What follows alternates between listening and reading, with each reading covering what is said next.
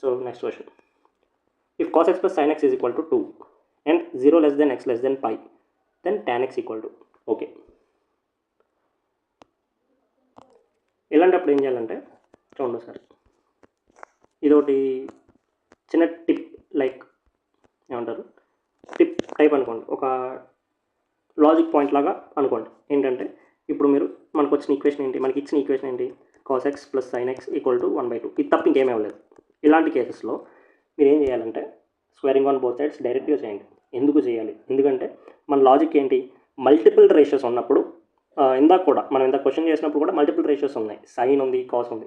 మనం ఏం చేసాం, ఫస్ట్ సేమ్ రేషియోస్లోకి తీసుకొచ్చాం కాస్, కానీ యాంగిల్స్ వేరే ఉన్నాయి. దాని తర్వాత యాంగిల్స్ని కూడా సేమ్ తీసుకురావడానికి ట్రై చేసాం. అర్థమైందా లేదా? సో ఇక్కడ కూడా సేమ్, ఇక్కడ కూడా లాజిక్ అదే, ఏదో అయితే సైన్లోకి తీసుకురావాలి అయితే కాస్లోకి తీసుకురావాలి ఉన్న ఒక ఈక్వేషన్ని. సో ప్రాసెస్ ఏంటి, అలా ఎలా తీసుకొస్తాం అంటే స్క్వేరింగ్ ఆన్ బోత్ సైడ్స్ చేస్తే చూడండి ఏమవుతుందో. స్క్వేరింగ్ ఆన్ బోత్ సైడ్స్ చేస్తే a square plus b square plus 2ab అంటే 2 sin x cos x, అంతేనా కాదు? తర్వాత ఏమొస్తుంది 1/4.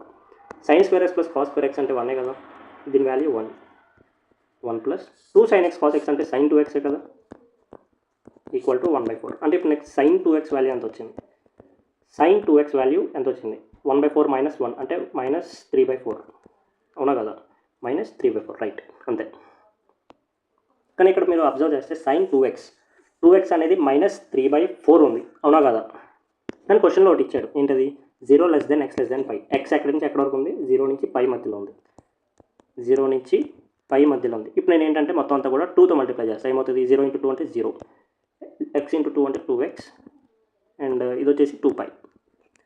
2x వాల్యూ అనేది 0 నుంచి 2π వరకు ఉంది, ఓకే. కానీ మీరు ఇంకోటి అబ్జర్వ్ చేస్తే సైన్ వాల్యూ నెగిటివ్ ఉంది, అవునా కదా. సైన్ వాల్యూ ఏముంది, నెగిటివ్ ఉంది. సో సైన్ వాల్యూ నెగిటివ్ అంటే ఏ క్వాడ్రెంట్స్లో ఉంటుంది యాక్చువల్గా, చూపెట్టా ఇంత కాల్ సిల్వర్ టీ కప్స్ అని చెప్పి దాంట్లో ఉంది, నోట్స్లోనే ఉంది ఆల్రెడీ. సో సైన్ ఎక్కడెక్కడ నెగిటివ్ ఉంటుందంటే 1 సెకండ్ క్వాడ్రెంట్లో నెగిటివ్ ఉంటుంది, అండ్ ఇంకెక్కడ సెకండ్ కదా, థర్డ్ అండ్ ఫోర్త్, అంతేనా, అవునా కదా. థర్డ్ అండ్ ఫోర్త్ అంటే 2x 8 మధ్యలో ఉండాలి.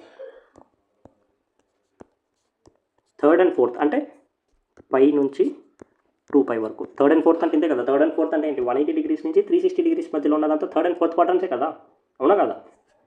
కాబట్టి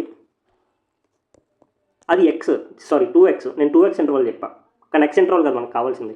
x ఇంటర్వల్ ఏమవుతుంది, /2 చేయండి మొత్తం, /2 చేస్తే this is π/2 and this is π. So ఓవరాల్గా x అనేది ఏ క్వాడ్రంట్ నుంచి ఏ క్వాడ్రంట్ వరకు ఉంది. మనకి ఇచ్చింది ఏంటి, క్వశ్చన్లో 0 నుంచి π వరకు ఉంది అని 2 క్వాడ్రంట్స్ గురించి చెప్పాడు.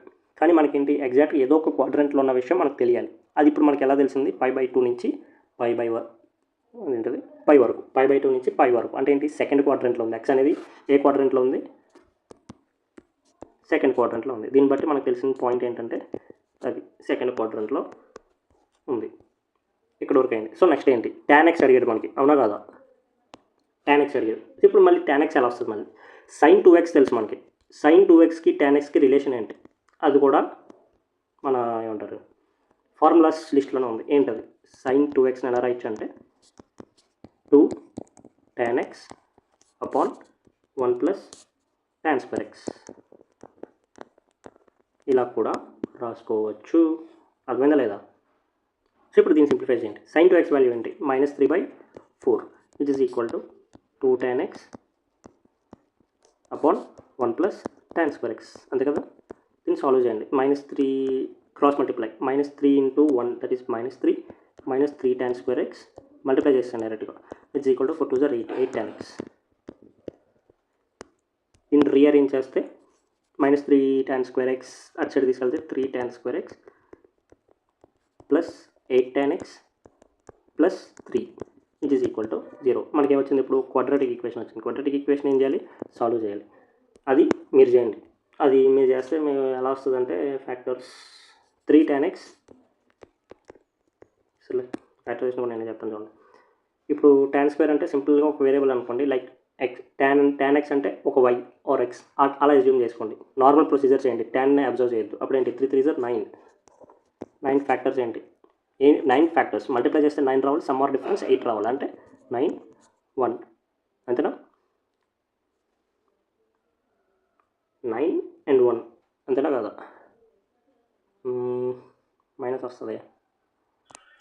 9 1 అంటే 9 - 1 8 కానీ మైనస్ రావట్లేదు. అంటే ఫ్యాక్టరైజేషన్ ఎలా కావద్దు, మనం డైరెక్ట్గా ఏం చేద్దాం అంటే డిస్క్రిమినెంట్ ఫార్ములా యూస్ చేద్దాం. ఏంటది, tan x equal to minus b అంటే -8 ± √b². b² అంటే 8² 64 minus 4ac 4 into a value 3 c value 3. అర్థమైందా లేదా. అపాన్ 2a అంటే 2 3 6. అర్థమైందా లేదా point. tan x equal to ఇప్పుడు ఇక్కడ ఏమొస్తుంది, tan x ఈక్వల్ టు -8.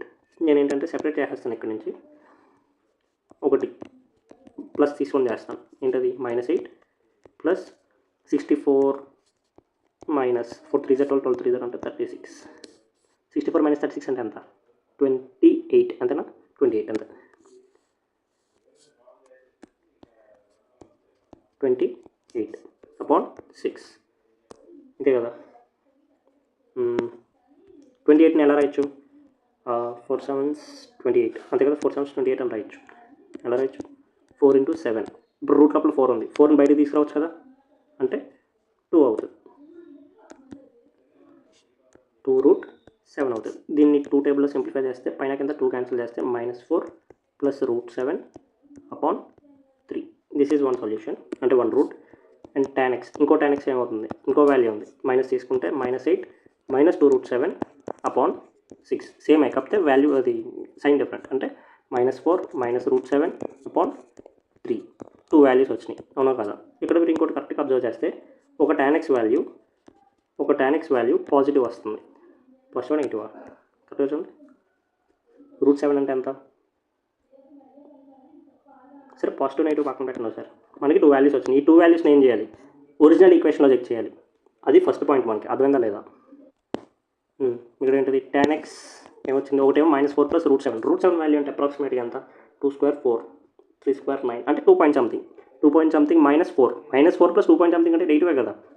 రెండు నెగిటివే చెప్పాలంటే ఇక్కడ ఏంటి, రెండు నెగిటివే. కానీ ఎక్స్ అనేది సెకండ్ క్వాడ్రంట్లో ఉంటుందని చెప్పుకున్నాం మనం. ఇప్పుడు సెకండ్ క్వాడ్రంట్లో tan నెగిటివా పాజిటివా, నెగిటివ్. ఇక్కడ రెండు నెగిటివ్ ఉన్నాయి, సో రెండింటిని సాటిస్ఫై చేస్తుంది. ఇప్పుడు సెకండ్ స్టెప్ ఏంటంటే ఏం చేయాలి, ఒరిజినల్ ఈక్వేషన్లో చెక్ చేయాలి. ఒరిజినల్ ఈక్వేషన్ ఏంటి మనకి ఇంతకి, ఒరిజినల్ ఈక్వేషన్ ఏంటి ఇక్కడ రాస్తున్నాం. అంటే మనకి ఇచ్చిన క్వశ్చన్ ఒరిజినల్ ఈక్వేషన్ అంటే that is sin x plus cos x equal to 1/2. అర్థమైందా లేదా. ఇక్కడ ఇంకోటి ఏంటంటే sin x plus cos x equal to 1/2. కానీ మనం ఒక tan x వాల్యూ చెప్పండి సార్. tan x వాల్యూస్ ఏంటి, ఒకటి వచ్చేసి -4 ప్లస్ √7/3 -4 ప్లస్ √7 అపాన్ 3. ఇప్పుడు మనకి వచ్చిన tan x వాల్యూని sin xలో cos xలో ఎలా సబ్స్టిట్యూట్ చేస్తాం, ఒక మాట చెప్పండి, అవునా కదా, అంతేనా. కాబట్టి మనం ఏం చేద్దామంటే ఒక చిన్న స్మార్ట్ స్టెప్ వేద్దాం. ఏంటది, చిన్న smart step. sin x plus cos xని ఎలా రాద్దాం అంటే దీంట్లోంచే మనకు ఒక tan x రావాలి. అర్థమైందా లేదా. ఇప్పుడు tan x రావాలంటే ఏం చేయొచ్చు, cos xని కామన్ తీయండి ఒకసారి. అంటే cos x కామన్ తీస్తే sin x కింద డివైడెడ్ బైలో cos x వస్తుంది కదా, అప్పుడు tan x ఛాన్స్ ఉంటుంది. అందుకని cos x కామన్ తీయమన్నా. ప్లస్ 1 ఈజ్ ఈక్వల్ టు 1/2, అవునా కదా. ఇలా చేయొచ్చు కదా, ఎస్ అంతే ఇలా చేయొచ్చు.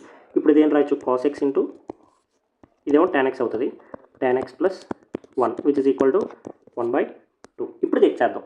ఏమని చెక్ చేద్దాం అంటే first tan x value check చేయండి. ముందు ఏం చెక్ చేస్తారు, tan x వాల్యూని చెక్ చేద్దామా. వన్ మోర్ థింగ్, మనకి ఇంకోటి తెలుసు కదా, XA క్వాడ్రంట్లో ఉంటుంది. సెకండ్ క్వాడ్రంట్లో. మరి cos x వాల్యూ నెగిటివా పాజిటివా, cos x వాల్యూ నెగిటివ్ అంటే <0, అవునా కదా. ఇప్పుడు cos x వాల్యూ నెగిటివ్ ఉంది, కానీ ఓవరాల్ వాల్యూ ఎంత ఉంది, 1/2. ఇది మొత్తం మల్టిప్లై చేస్తే మనకు వచ్చే ఆన్సర్ ఎంత, 1/2. ఇప్పుడు cos x ఆల్రెడీ నెగిటివ్ అంటే ఇప్పుడు దీన్ని పాజిటివ్ చేయాలంటే tan x plus 1 value negative అవ్వాలా పాజిటివ్ అవ్వాలా, నెగిటివ్ అవ్వాలి. ఇప్పుడు ఇది నెగిటివ్ అయింది, ఇది నెగిటివ్ అయితే నెగిటివ్ ఇంటూ నెగిటివ్ పాజిటివ్ అవుతుంది. కాబట్టి tan x ప్లస్ 1 వాల్యూ ఏమవ్వాలి, ఖచ్చితంగా నెగిటివ్ అవ్వాలి. అంటే tan x tan x less than -1 అవ్వాలి. అంటే tan x వాల్యూ ఖచ్చితంగా లెస్ దాన్ 1 అవ్వాలి. దీన్ని బట్టి మనం చెక్ చేసుకోవచ్చు. ఒరిజినల్ ఈక్వేషన్లో సబ్స్టిట్యూట్ చేస్తే ఏమొస్తుంది అనేది ఇలా రివర్స్లో కూడా చెక్ చేసుకోవచ్చు. ఇప్పుడు tan x వాల్యూ అప్రాక్సిమేట్గా అజ్యూమ్ చేసుకోవాలి ఎంత వస్తుందని. అంటే చెక్ చేద్దాం. ఇప్పుడు tan x ఈక్వల్ టు ఎంతది -4 ప్లస్ √7 అపాన్ 3. ఇప్పుడు √7 వాల్యూ ఎంత? అప్రాక్సిమేట్గా √7 వాల్యూ ఎంత? ఇప్పుడు -4 ప్లస్ 2 పాయింట్ సంథింగ్ అనుకుందాం, మనకి ఎగ్జాక్ట్ తెలియదు, బై 3. -4 ప్లస్ 2 పాయింట్ అంటే -2 పాయింట్ వస్తుంది. -2 పాయింట్ అపాన్ 3. ఇప్పుడు పాయింట్లో వదలండి. ఫస్ట్ 2/3 అంటే డినామినేటర్ పెద్దగా ఉంది కదా, మైనస్ని పక్కన పెట్టండి కాసేపు. 2 పాయింట్ సంథింగ్ అపాన్ 3 కింద పెద్దగా ఉందంటే అప్రాక్సిమేట్గా మనకు వచ్చే వాల్యూ 0 పాయింట్ సంథింగ్ వస్తుంది, విచ్ ఈస్ గ్రేటర్ దెన్ -1. -1 పెద్దదా, -0 పాయింట్ సంథింగ్ పెద్దదా? కరెక్ట్గా ఆలోచించండి.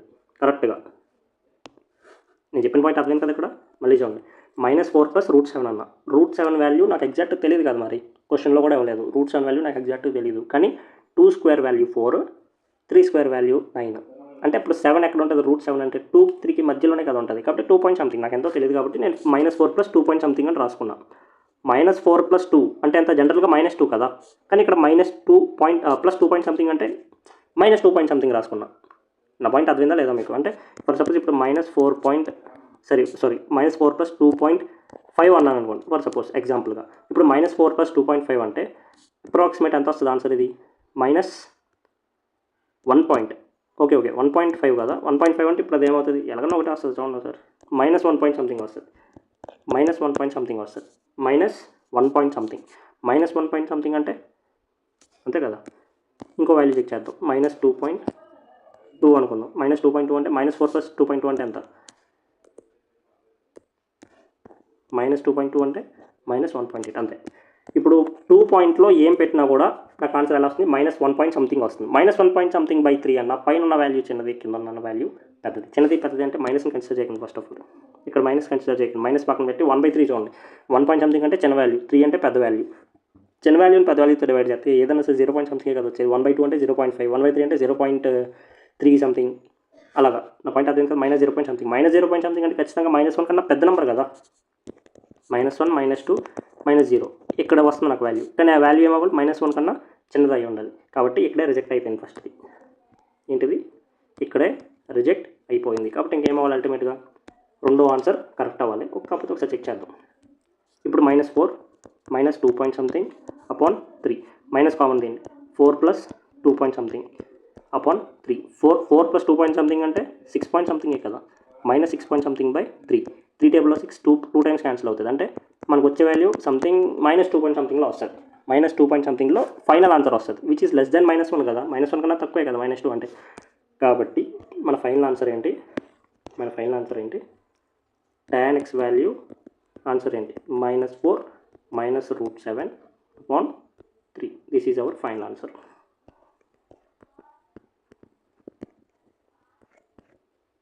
ఈజీనే, బట్ కొంచెం కాంప్లికేటెడ్ క్వశ్చన్ ఇది. జస్ట్ మనకి ఇక్కడ ఏంటంటే ట్రిగ్నోమెట్రీ అనేది అలా మైండ్లో మెదులుతూ ఉండాలి. అలా మెదులుతుంటే ఈ కొంచెం ఆన్సర్స్ కూడా వస్తూ ఉంటాయి. కాకపోతే చాలామందికి తెలియకపోవచ్చు క్వశ్చన్, బట్ నేర్చుకోండి ఇలా చేయొచ్చు అనేది. ప్రాసెస్ అనేది కొంచెం గుర్తుపెట్టుకొని మైండ్లో పెట్టుకోండి. ఇలా కూడా చేయొచ్చండి. మేబీ రిపీట్ అవ్వచ్చు కదా క్వశ్చన్. అంటే జస్ట్ వాల్యూస్ మార్చి లేకపోతే ఇంటర్వల్స్ మార్చి రిపీట్ అయ్యే ఛాన్సెస్ ఉంటాయి కదా. కాబట్టి అలాగా చేసుకోవచ్చు. రైట్.